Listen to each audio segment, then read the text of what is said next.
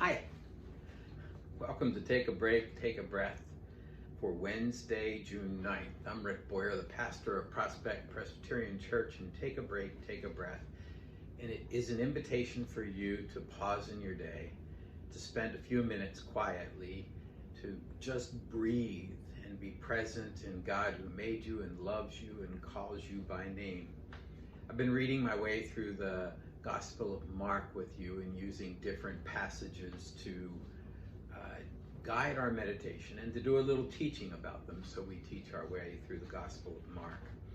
Today's text is Mark 9:30 to 37, and I'm going to focus on verse 33. This is the first time that Jesus says he's going to die, that he's going to be arrested and betrayed and turned over into the hands of all humanity. And so it reminds us that Jesus, we can't, some people want to try to blame the Jews sometimes for the crucifixion of Jesus, and it's not in Mark. He's turned over into the hands of all humanity. It's the religious leaders of the time, but it's not an excuse for anti-Semitism, and it can never be that. Once he does that, they misunderstand it completely, and I mean completely, so much so that in their confusion, they begin to argue about who's the greatest among them, and they do it quietly while they're walking on the road, and they think Jesus isn't hearing it. It's meant to be a sidebar conversation that he doesn't overhear. And when they arrive in a home, in Capernaum, which means when they arrive at home, Jesus says, "What were you talking about on the way?" And they're embarrassed and silent. And he teaches them that greatness is about service. And he takes a child and he puts his arms around the child, or he picks up the child. The Greek is confusing there. And says, "Whoever welcomes one of these," meaning the child, welcomes me. The verse I chose is, "Then they came to Capernaum, and when he was in the house, he asked them, 'What were you arguing about on the way?'" It's when they came into the house that I want to think about with you in our prayer time. So if you haven't already done so, I invite you to go to a quiet place in your house, and if the space has a door, close the door and settle into a chair and feel the strength and comfort of that chair supporting you, just as if you're held in the hands of God. Feel it on the back of your legs and on your back and under your arms. Feel the strength of the floor under your feet. Close your eyes. Take a deep breath. And as you breathe in the breath of God. And as you breathe out all that separates you from God. As you breathe in the breath of life. And as you breathe out all that does not give you life. As you breathe in God's peace. And as you breathe out all of your worries and fears and anxieties. Continue to breathe deeply, breathing in that good air of God and God's presence, and breathing out all of those anxieties and fears and worries. Breathe in,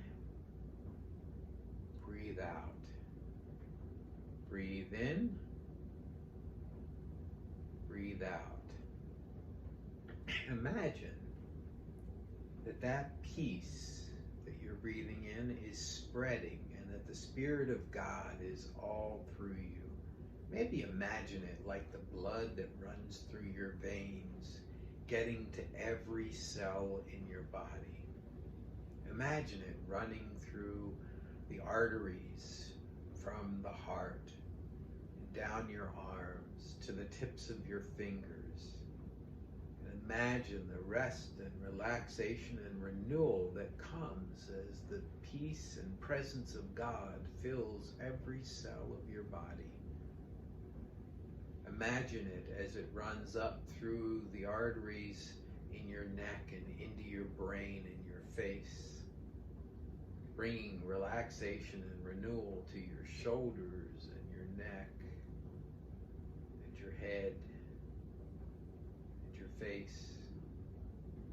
Imagine the peace that comes as your mind slows and becomes calm and peaceful. Imagine it flowing down into your stomach and out into your back. Feel the relaxation that comes to the muscles in your back as they are eased from the burden of the day. Feel the relaxation that comes into your stomach as the butterflies and the jitters that have been bouncing around in there become calm and peaceful. Let it flow down into your legs,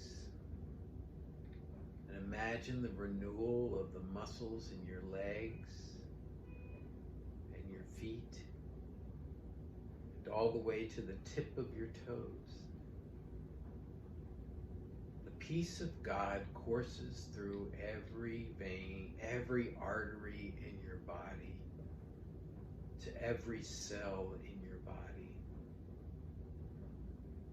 You are immersed in God's presence. And then imagine that you are in your home. You're comfortable. You're just sitting quietly one evening. And the doorbell rings. You go and answer the doorbell, and there is Jesus. You recognize him. He makes it clear who he is. And you welcome him in. And he asks to sit.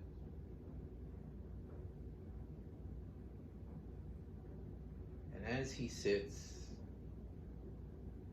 he says, you know, there are so many confusing things in our lives, and discipleship is not always easy to understand. I'm sure you have many questions. What would you like to ask? I'll be quiet while the two of you talk for a while in the comfort of your home.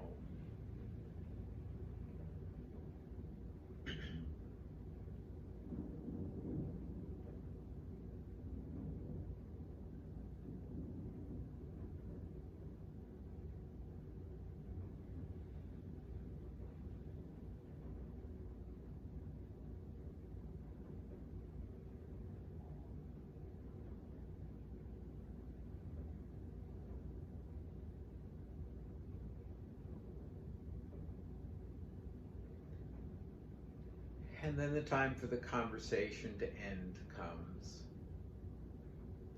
He encourages you to continue to be a servant of Christ, to be someone who cares for the least, who offers a drink and bread, who prays for the needs of the vulnerable, and does what you can to help them.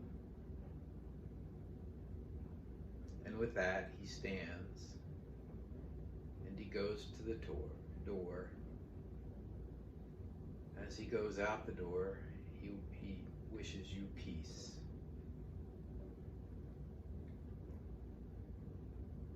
And allow that image then to begin to fade away. And bring yourself back to the room where you are. When you are ready, open your eyes. Let's take a break, take a breath for Wednesday, June 9th. If you have feedback for me or want to talk or pray, send an email to rick@prospectchurch.org.